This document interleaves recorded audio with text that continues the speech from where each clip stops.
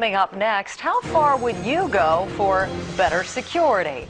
How about an ID implanted in your arm? Who's actually asking people to do that? You might be surprised. Also, moving along now to tonight's eye-opener, what would you do if your boss said you had to have a computer ID chip implanted under your skin or you'd be fired? Well, we're not there quite yet, but one Ohio company is doing something that has some people wondering if we're headed down that road. Here's technology correspondent Daniel Seberg with tonight's eye-opener. There's my chip right there. So you can actually see it. It's about the size of a grain of rice, and it feels like it too. But what that tiny chip can and can't do has become the source of much concern and confusion. I was in a grocery store, and a couple ladies said, "Hey, you're the guy with the chip in your arm, aren't you? You know, run across the scanner so we can see if it gets us a discount on groceries."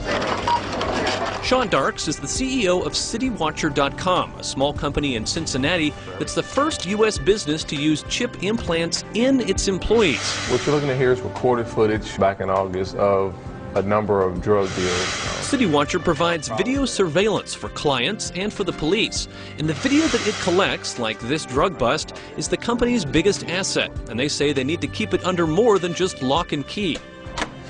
You might have one of these where you work, a key card that allows access to different parts of the office. A lot of businesses use them, but here at CityWatcher, there's one particular room where you need either the implanted chip in your arm or a keychain.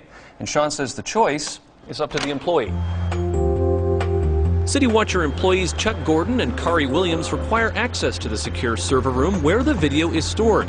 One got the implant, and the other decided not to. He carries the chip in a keychain instead.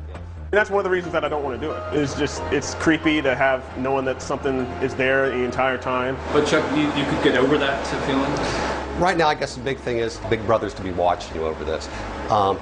Basically, the chip's dormant except unless you go in front of the access panel, and that's the only time it activates. So, other than that, I really have no worries about it. Chip implants have been common in pets for several years, giving the owner peace of mind that their lost animal could be identified. And for retail giant Walmart, the chips are used as smart barcodes to keep track of thousands of products. But for use in people, well, privacy advocates think we shouldn't open that door. The concern is a privacy concern because when that chip is placed in you, it becomes a permanent form of identification. If it were a bracelet, for example, or an ID card, you might choose not to carry it or not to wear it, but if it's in your skin, you're pretty much stuck with it.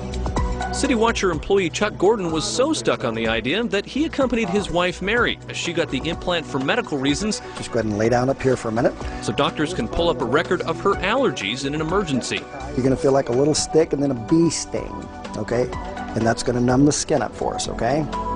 At this point, if you're squeamish about needles, it's best to turn away for a second. Getting an implant is not a pretty sight. Like a tiny little incision here. Put the needle in. We pull the needle out, and we put a Band-Aid on her, and she's chipped. The doctor will send the unique 16-digit number on Mary's chip to the chip maker for safekeeping.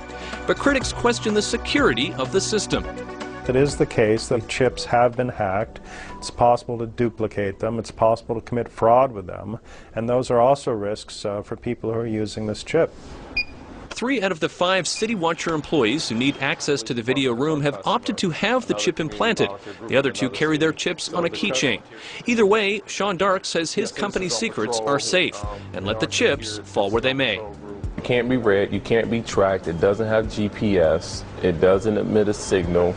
I do not know where my employees are during the course of the day unless I call them on their cell phone. But we like to say here at CityWatcher that it helps with employee retention because our valued employees don't want to leave their arm if they decide to leave the company. Like it or not, we're in that brave new world, and it might not be long before your boss is literally getting under your skin. Daniel Seberg, CNN, Cincinnati. So that gentleman at the end just mentioned what might happen if you leave the company. Well, if you don't want the chip anymore, you have to have it cut out. Ooh, ouch.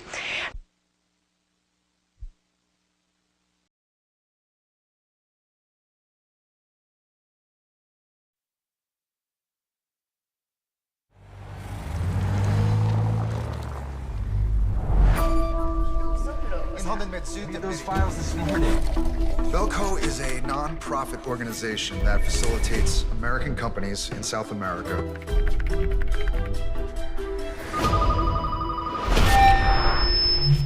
All employees, lend me your full attention. Hey, it's Jesus. Your chance of survival increases by following my orders. Your task is simply this. Kill 3 of your co-workers, or we will kill 6 others. Hey, all the lines are dead. We need to evacuate the floor. Mikey, come on, it's a joke, man. Hey, listen up, everybody. Whoever's doing this, they're having a little fun at our expense.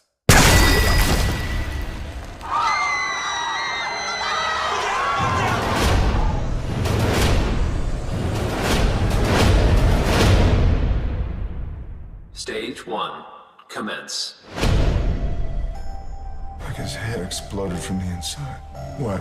When we start working here, they put tracers in the back of our heads. You must not remove the tag from your body.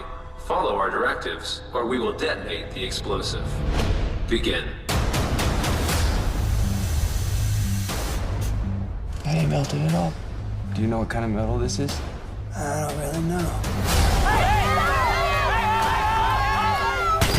We need to discuss all our options. We do not have the right to take innocent human lives. What are you doing? My wife and kids need me. Stage 2, commence.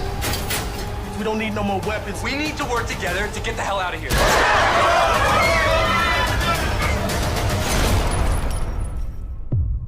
In 2 minutes, we want 30 of you dead. If 30 of you are not dead, we will end 60 of your lives ourselves.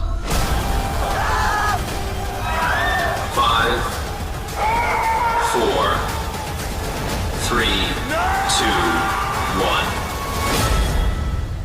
At the end of the day, people are out for themselves.